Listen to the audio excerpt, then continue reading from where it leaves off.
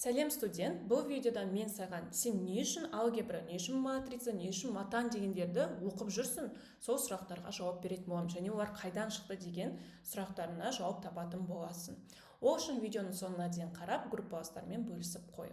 Жалпы математика бізде екі тарапқа бөлінеді. Ол бізде фундаменталды математика және де қолданбалы математика. Ең бірінші бізде фундаменталды математика. Бұл екеуі математиканың бағыттары. Фундаменталды математика дегеніміз математиканың негізгі заңдылықтарын, базасын зерттейді. Яғни біз сандармен жұмыс жасаймыз, интегралға саламыз, туындыға саламыз, тағы не істейміз? Тригонометрия, оның барлығы, яғни база, математиканың базасын осы фундаменталды математикада үйренеміз де, оны мына қолданбалы математикада қолданамыз. Атайып тұр, қолданбалы. Яғни сіз студент мамандығыңызға сай фундаменталды бірінші, екінші курста өзіңізге керек дифур, матан дегендерді сандардың бір-бірімен қалай жұмыс жасайтынын үйреніп аласыздар да, өздеріңіздің бағыттарыңызда қолданасыздар. Яғни қолданбалы деген өмірдегі құбылыстарды, табиғи заңдылықтарды зерттеу үшін керек. Енді бұның қандай бағыттары бар, бұл екеуінің қандай бөлімдері бар, сонымен танысайық. Мен сіздерге арнайы ыңғайлы болу үшін бірінші фундаменталды математиканы осындай 4 бөлікке бөлдім. Осы фундаменталды математикадан бастайық.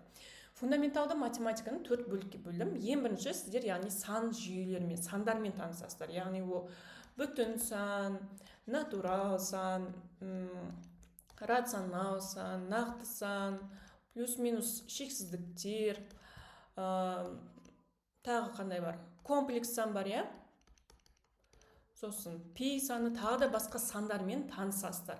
Екінші, құрылымдар, яғни олар бір-бірімен қалай байланысқан деген сұрақтарға жауап аласыздар. Яғни алгебрасы бар, алгебра, теңдеулерге саласыздар, матрицаға саласыздар, граф бар, ағаш, тағы да басқа. Тағы да басқа бұның бөліктері бар. Енді келесі, бұл кеңістік. Кеңістікте сіздер не үйренесіздер? Геометрия дегендерді үйренесіздер. Геометрия, топология деген бар. Тригонометрия бар. Өлшемдер теориясы. Осылармен кеңістік бойынша, яғни осылармен танысасыздар. Одан кейін өзгерістер деген осы нәрселерді үйреніп алдық қой біз. Кейбіреулерін мектептен үйреніп келеміз. Алгебра, теңдеу, геометрия барлығын теңдеулерді мектепте үйреніп келеміз, яғни олардың өзгерістерін зерттейміз. Өзгерістер деген енді анализ жасаймыз. Яғни бұл жерде бізде уже матан қосылады. Дифур қосылады. Дифур, көбелек эффектісі тағы да бар. Яғни осы бөлімдер фундаменталды математиканың бөліктері. Яғни сіздер толығымен осы нәрселерді фундаменталды математикада үйрене аласыздар. Фундаменталды математикадан кейінгі бағыты ол бізде қолданбалы математика. Яғни біз дифур, матан барлығын үйрене алдық, оны біз қайда қалай қолданамыз? Оны қолдану үшін біз уже мамандыққа, өздеріңіздің мамандықтарыңызға сай пәндерді оқисыздар. Ол статистика болуы мүмкін, математикалық химия, математикалық физика, математикалық биология, инженерлік математика, компьютер ғылымдар, ойындар теориясы, қаржылық математика, ықтималдықтар теориясы, оптимизация, криптография деген пәндерді оқитын боласыздар. Яғни байқасаңыздар, сіздерге бірінші және екінші курста көбінесе фундаменталды математиканы дұрыс біліп алу бағытын университеттерде үйретеді. Яғни дифурды, матанды, матрицаны, аналитикалық алгебра, аналитикалық геометрия, дифференциалды тағы не бар?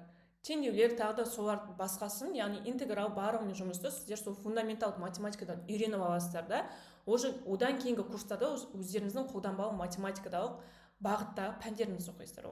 Математикалық биология ма, компьютер ғылымдар бар, ойындар теориясы бар. Осылай бізде математика екі бағытқа бөлінеді екен.